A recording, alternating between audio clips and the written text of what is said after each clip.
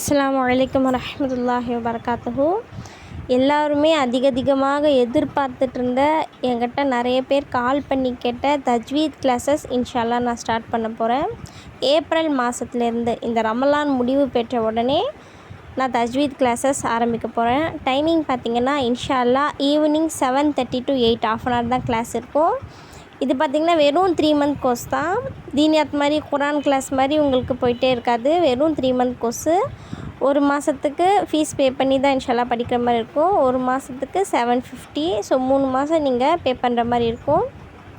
இந்த 3 மாதத்தில் இன்ஷால்லா நீங்கள் என்னென்ன கற்றுக்கலாம் அப்படின்னா, நூரானி கைதாவினுடைய ஃபுல் ரூல்ஸ் கற்றுக்கலாம். அதுதான் மெயின், சரிங்களா? அது படித்தா தான் குரான் ஷெரீஃப் எப்படி ஓதணும் அப்படிங்கிற தெளிவு நமக்கு கிடைக்கும். அதை நல்ல பயிற்சி தருவோம் இன்ஷால்லா. அதே போல் குரானினுடைய முக்கிய சூறாக்கள் மனனமாக சொல்லித்தரப்படும். அதே போல் குரானினுடைய சில பாகங்கள் இன்ஷால்லா சரியான முறையில் ஓதுறதுக்கு கற்றுத்தரப்படும். இதுதான் இந்த 3 மாதத்தில் இன்ஷால்லா சொல்லித்தருவோம். உங்களுக்கு ஒன்றுமே தெரியாது, எனக்கு அலீஃப் பாத்தா கூட தெரியாது, நான் இது வரைக்கும் பிழையாக தான் ஓதிட்டுருந்தேன் அப்படின்னா கூட நீங்கள் கவலைப்பட வேண்டியது கிடையாது. நான் யாருக்கிட்டையுமே நீங்கள் என்ன ஓதிருக்கீங்கன்னு கேட்க போகிறது கிடையாது. நான் அலீஃப் பாத்தாலேருந்து தான் ஸ்டார்ட்டே பண்ணுவேன். இதுக்கு தேவை என்னென்னா, நூரானி கைதா, ஒரு நோட்டு, ஒரு பென், இது மட்டும் இருந்தால் போதுமானது. அல்ஹம்துலில்லாஹ்.